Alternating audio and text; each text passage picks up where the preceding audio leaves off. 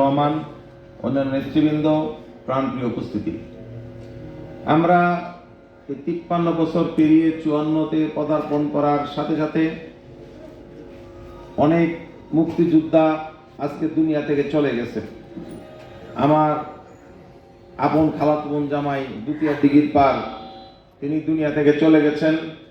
আমার আপন তালুই মুক্তিযোদ্ধা ছিলেন, তিনি আর্মিতে ছিলেন, তার জানাজা আমরা পড়েছি, তিনি চলে গেছেন। এরকম অনেক মুক্তিযোদ্ধা বাংলাদেশ থেকে বিদায় নিয়েছে। এখন যারা আছে তারাও অনেকে জীর্ণ শীর্ণ শরীর নিয়ে আছে, অনেকে বঞ্চিত।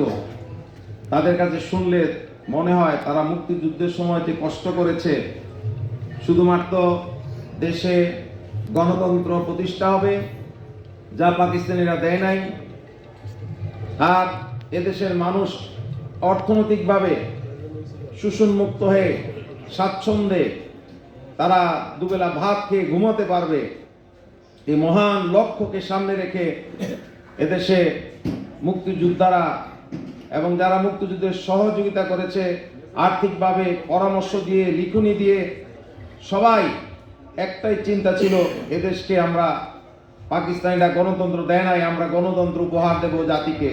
এবং আর্থিকভাবে আমরা শোষিত বঞ্চিত দীর্ঘদিন ছিলাম, এখন আর আমরা বঞ্চনার শিকার হবে না। আমি একটু ছোট্ট উদাহরণ দিতে চাই। এক বিচারকের কাছে দুই মা দাবি করেছিল যে দুজনেরই সন্তান। পরে বিচারক কোনো আইন পাচ্ছে না, কি করে রায় দেবে। এক পর্যায়ে তার পেশকার এসে বলল, স্যার আপনি একটা রায় দেন, আমি অনুরোধ করতেছি। কি বলে যে এই ছেলেটা নাভি দিয়ে আপনি তাকে তরবারি দিয়ে 2 টুকরা করে ফেলবেন, টুকরা করে 2 মাকে 2 টুকরা দিবেন, এই রায় দেন। জাজ সাহেব পেশকারের পরামর্শ মতে রায় দেওয়ার পর প্রকৃত যে মা, তিনি চিৎকার করে জাজ সাহেবকে আবেদন নিবেদন করলেন, জাজ সাহেব আমার এই ছেলে যদি টুকরাই করে ফেলেন তারপর জীবনে রইল না, তাহলে আমি চাই ওই ডামি মা যে প্রকৃত মা নয়, আমার ছেলেকে কেড়ে নিতে যাচ্ছে, তারপরেও ডামি মার কাছে যদি ছেলেটা বেঁচে থাকে, আমি বছরে একবার হলো যে আমার নিজের চোখে আমার ছেলেকে দেখতে পারবো। সম্মানিত ভাইরা, আওয়ামী লীগ দেশ স্বাধীনের নেতৃত্ব দিয়ে নিজের সন্তানকে হত্যা করলে যে অপরাধী হয়, আওয়ামী লীগ সে অপরাধ করেছে দেশে। আওয়ামী লীগ গণতন্ত্রকে বিদায় দিয়েছে। আওয়ামী লীগ 10টা ব্যাংকে শুধু খালি করে নাই, জনগণের টাকা মেরে দেশ থেকে চলে গেছে। তাই আজকে আমি কুমিল্লার ডিসিএসপি সাহেবকে অনুরোধ করব, স্বাধীনতার সুখ ভোগ করতে হলে আইনের শাসন লাগে, প্রচার মাধ্যমের স্বাধীনতা লাগে, অর্থনৈতিক মুক্তি লাগে। এর কোনোটাই আওয়ামী লীগ দিয়ে যায় নাই।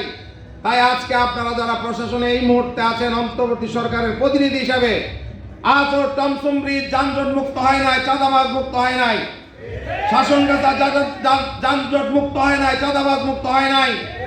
আজকে কুমিল্লার জগন্নাথপুর আমরাতলী বাস্তবী এলাকায় এখনো বর্ডারে নেশা বিক্রি চলছে। যদি জাতিকে মুক্তি দিতে হয়, আপনি বলেছেন 4টি কাজ দিয়ে কুমিল্লায় এসপি মহোদয় কাজ শুরু করবেন। আপনি বলেছেন মাদক মুক্ত করবেন, আমরা তার চিহ্ন দেখতে পাচ্ছি না। আপনি বলছেন চাঁদাবাজ মুক্ত করবেন, আমরা চাঁদাবাজি চলছে দেখছি। তাই উনি বলছে হিন্দু বৌদ্ধ ধর্মের লোকেরা যাতে সম্প্রীতি রক্ষা করে চলতে পারে এটা ব্যবস্থা করবেন। আমি মনে করি এটার খুব জরুরত নেই, বরং আমরা একসাথে সম্প্রীতি রক্ষা করেই চলছি। বরং যা দরকার 4টির মধ্যে 3টেই আপনি পাচ্ছেন না। যানজট, চাঁদা এবং ফেন্সিডিল গাঁজামুক্ত কুমিল্লা করার জন্য উদাত্ত আহ্বান জানিয়ে আমি আমার বক্তব্য শেষ করছি। আসসালামু আলাইকুম ওয়া রাহমাতুল্লাহ।